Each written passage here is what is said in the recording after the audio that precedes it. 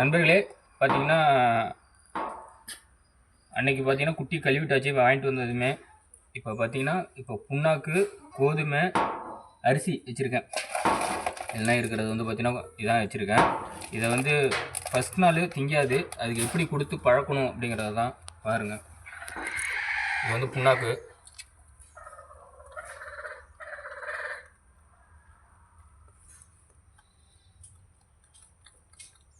பாருங்க துத்திட்டாங்க.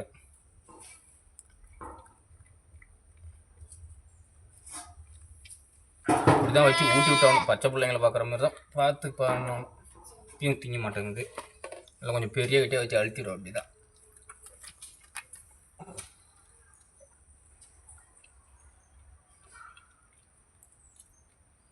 இதுக்கு வந்து பார்த்தீங்கன்னா கோதுமையும் அரிசியும் ஊட்டிட்டு பார்ப்போம்.